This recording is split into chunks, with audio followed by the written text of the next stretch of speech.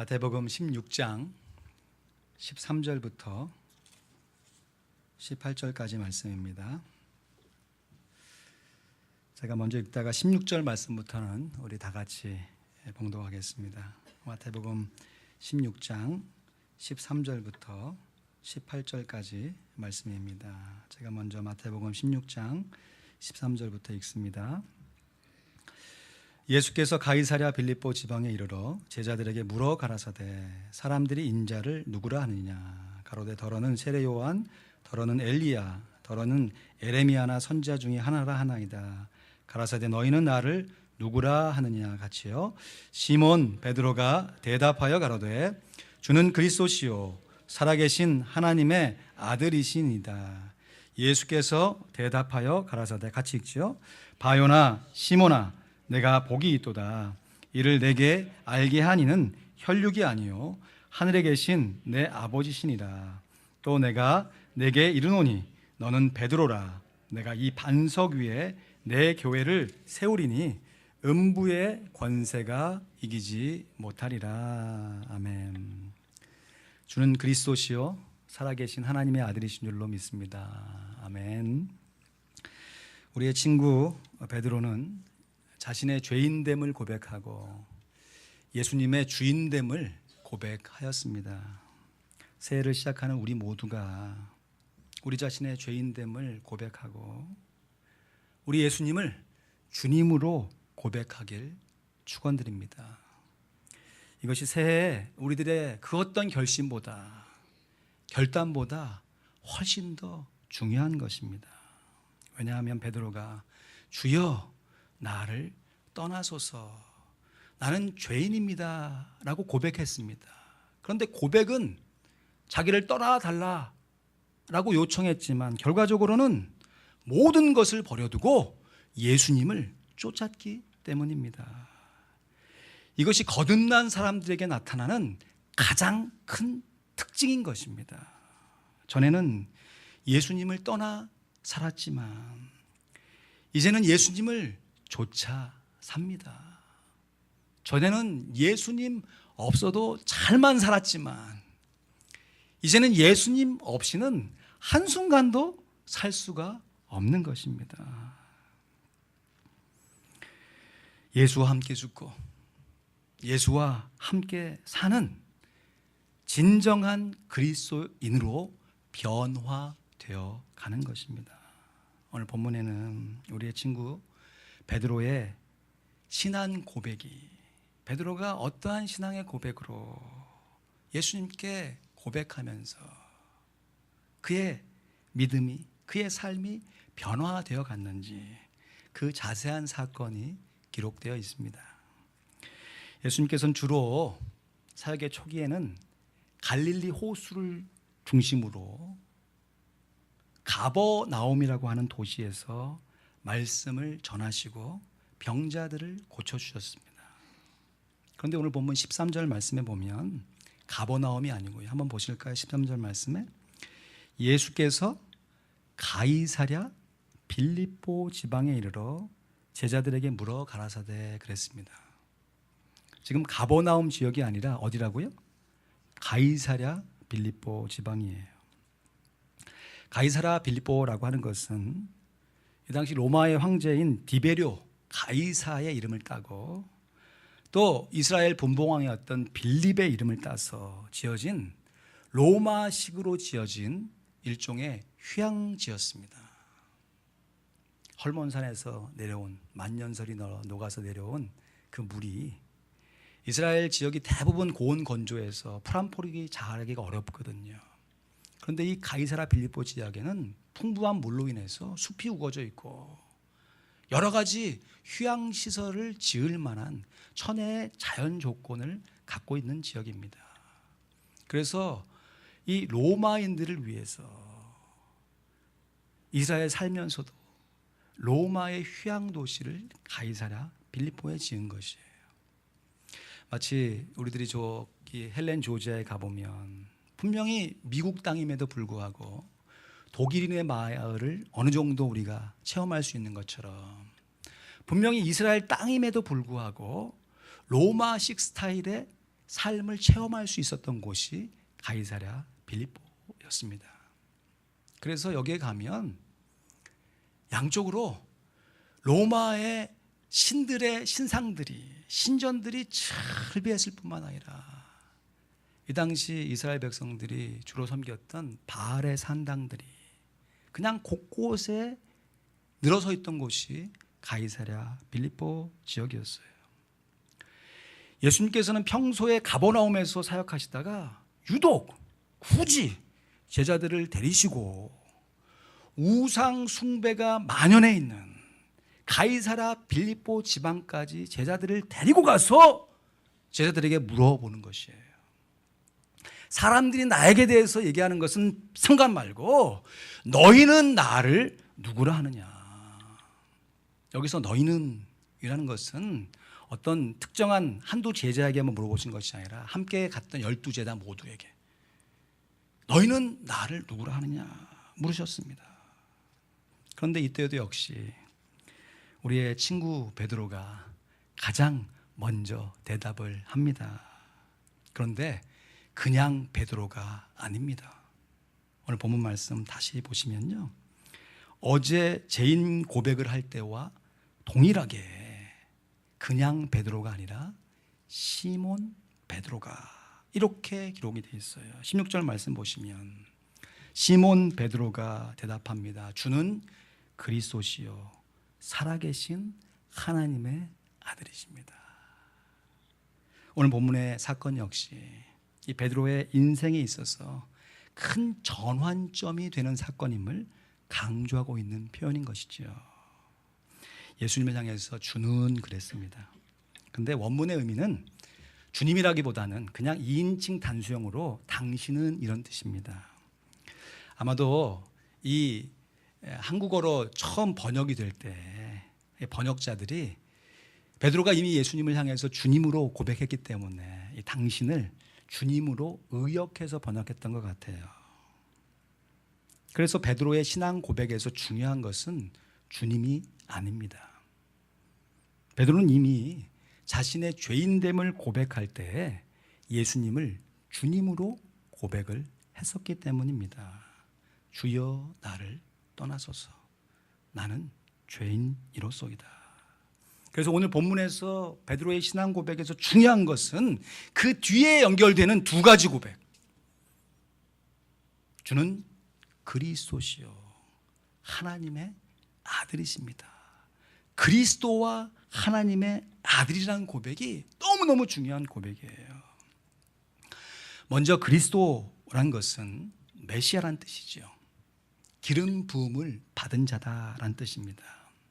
우리가 알다시피 구약에서 기름 부음을 받았던 세 가지 직책이 있었죠. 제사장들이나 왕이나 선지자들.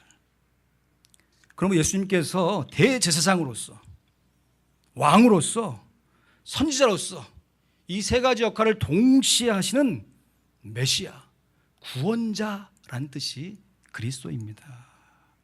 예수님께서 하나님의 기름 부음을 받은 자로서 하나님의 일을 행하시는 하나님의 종이 된다라고 하는 뜻이에요.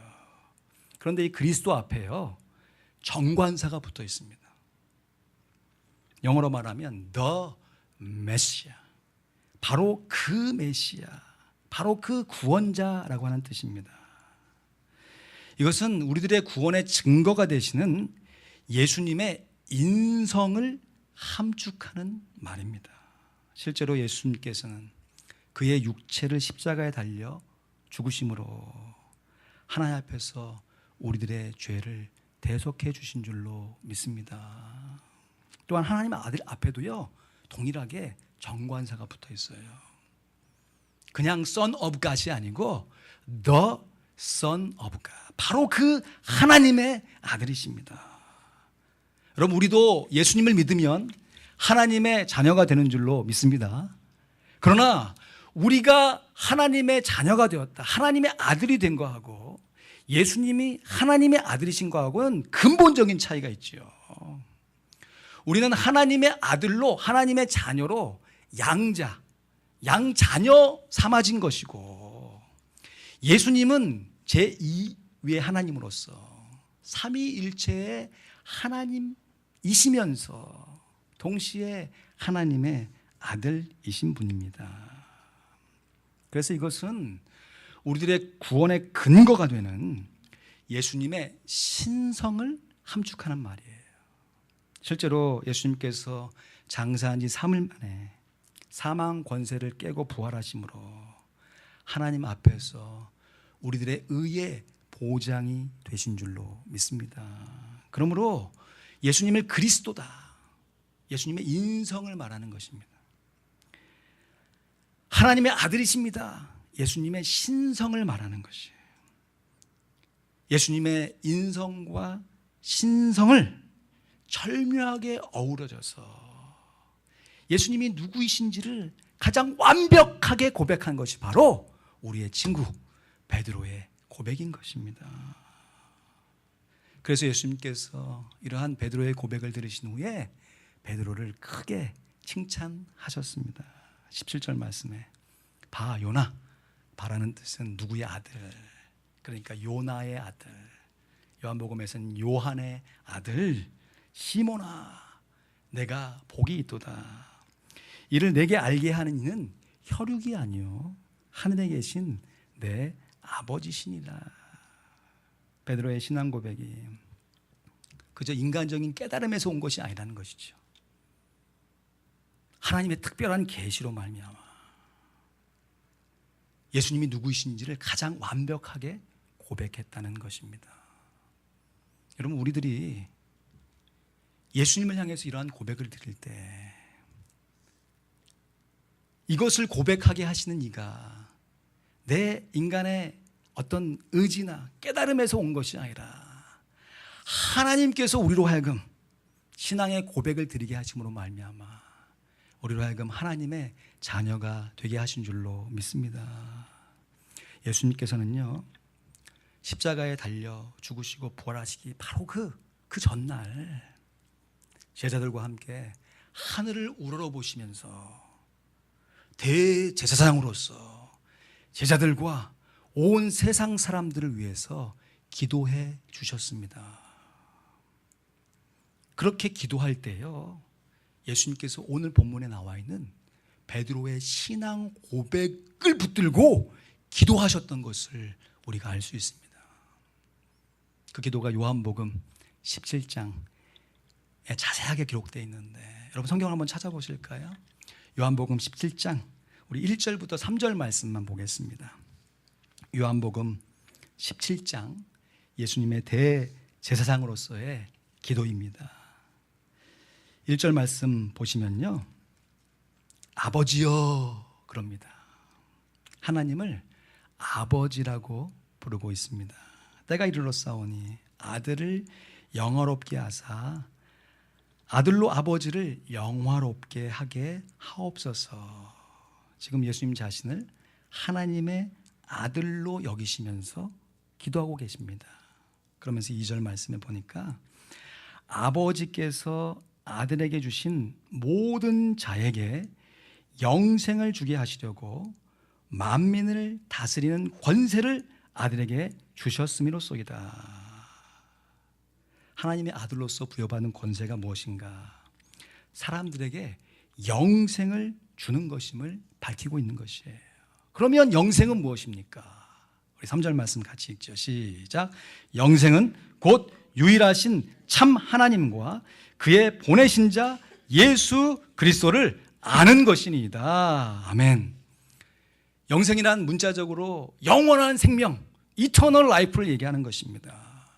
그러나 그것이 이 땅 가운데 내가 아직 죽지 않고 육신의 생명을 살아갈 때 우리에게 다가오는 의미는 하나님의 아들이신 예수 그리스도를 알아가는 것이 영생인 것입니다. 예수님의 신성과 인성을 사람의 지혜로 아는 것이 아니고요, 하나님의 특별한 계시로서 하나님의 임재 안에서 체험하여 깨달아 가는 것이에요. 나 이제 주님의 새 생명 얻은 몸 옛 것은 지나고 새 사람이로다. 그 생명 내 맘에 강같이 흐르고 그 사랑 내게서 해같이 빛난다. 같이 할까요? 영생을 맛보며 주 안에 살리라. 오늘 또 내일 또 주 함께 살리라. 아멘. 우리로 하여금 예수님의 그 인성, 왜 나 같은 사람을 위해서 예수님께서 물과 피를 흘리시면서 십자가에 달려 죽으셨는가? 예수님의 신성, 나 같은 사람을 위해서 하나님의 아들이신 그분이 비천한 육신의 몸을 입고 이 땅 가운데 오셨을 뿐만 아니라 십자가에 달려 죽으셨을 뿐만 아니라 다시 살아 부활하셔서 우리의 의의 보장이 되셨는가? 이것을 깨닫고 또 잊어먹고 조금 더 깨닫고 또 잊어먹고 조금 더 깨닫고 조금 더 깨닫고 더 깊이 있게 깨달아가는 것이 영생을 누려 살아가는 것입니다. 우리 살아가는 시간 속에 왜 날 사랑하는가? 왜 나를 위해서 몸을 버리셨는가? 그 예수님의 귀한 대속의 은혜를 완벽한 하나님이시면서 완벽한 사람이 되신 그 예수 그리스도의 그 신비로운 그 존재를 깨달아 알아가는 것이 영생인 줄로 믿습니다. 그런데요, 시몬 베드로가 이러한 완벽한 신앙의 고백을 가버나움에서 한 것이 아니라 어디서 했다고요? 가이사랴 빌립보 지방에서 했다는 것을 잊지 말아야 합니다. 여러분, 오른쪽 눈을 보면 로마의 신상들이 질비하게 있어요. 왼쪽으로 지켜보면 바알의 산당들이 질비해 있습니다. 우상 숭배가 만연한 그곳에서 시몬 베드로는 예수님을 향하여서 당신은 그리스도이시면서 동시에 하나님의 아들이십니다. 자신의 신앙을 고백했습니다.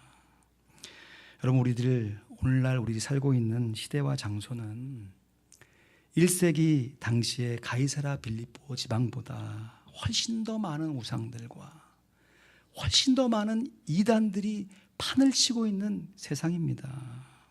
여러분, 큰 몰에 가셨어요? 한번 이렇게 실천해 보시면 어떻겠어요? 표지판을 쓰시거나 아니면 크게 한번 외쳐보는 겁니다. I believe in God. 내가 하나님을 믿습니다. 이렇게 선포하면 지나가던 그리스도인들이 God bless you 하면서 막 밝게 화답하거나 I believe in God too 하면서 막 좋아하고 즐거워할 거예요. 그러나 그 중에는요, 상당히 많은 사람들 중에 머리에 히잡을 쓴 이슬람 교도들이 I believe in God too 그럴 겁니다. 나도 알라를 하나님으로 믿고 있습니다. 또 티베트 승려들이나 불교의 신자들 역시 나도 부처를, 석가모니를 하나님으로 믿고 있습니다. 세계 각국에서 온 많은 사람들이 각자 자기 나라에서 섬기던 신들의 이름을 얘기하면서 나도 내가 믿는 신을 당신이 하나님으로 여기는 그 하나님처럼 섬기고 있습니다 라고 대답할지도 모릅니다.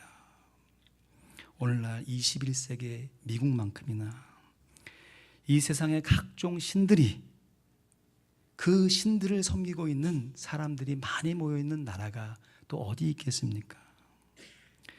이 나라의 건국의 아버지들인 청교도들이 메이플라워를 타고 종교의 자유를 찾아 이 땅에 왔을 때에는 오늘 베드로의 신앙 고백처럼 성경에서 말하는 바로 그 하나님, 그 그 하나님의 아들이신 예수 그리스도를 자유롭게 섬기고자 이 땅에 온 것이었습니다.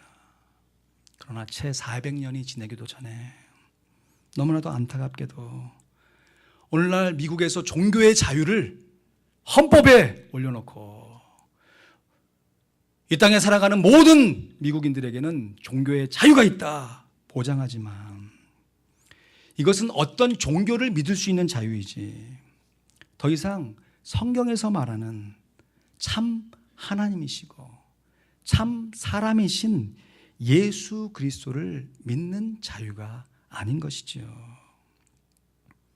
그나마 우리 이민 1세들에게는 한국에서부터 지켜온 이 복음주의 신앙의 유산으로 오직 예수 그리스도만을 하나님의 아들로 믿는 그 분명한 성경적인 구원관을 갖고 있습니다. 그러나 현실적으로 보면 이 땅에서 태어나서 자란 우리의 2세들 자녀들 또 그들의 자녀인 3세들 손주들 그 자녀의 자녀들에게는 오직 예수만을 믿고 구원받는 성경적인 구원관이 희미해질 수밖에 없습니다. 주변에서 만나는 사람들이 다 자기가 섬기고 있는 신들을 하나님으로 섬기고 있기 때문입니다. 또 학교에서 선생님들이 모든 종교에 각자의 구원의 길이 있다라고 가르쳐주고 있기 때문입니다. 그리고 그렇게 각자의 종교대로 섬기는 신대로 살아가는데도 굳이 기독교에서 말하는 하나님을 섬기지 않는데도 이 땅에서 얼마든지 행복하게 자유롭게 살아가고 있는 모습을 보고 있기 때문입니다. 그래서 그 어느 때보다도 오늘날 우리 시대에 이 땅 미국에서 교회의 역할이 중요한 것입니다. 오늘 18절 말씀 보시죠. 예수님께서 베드로를 계속 칭찬하십니다. 베드로에게 새 이름을 주시는데 시몬에서 베드로라는 새 이름을 주세요. 베드로, 페트라, 반석이라는 뜻입니다.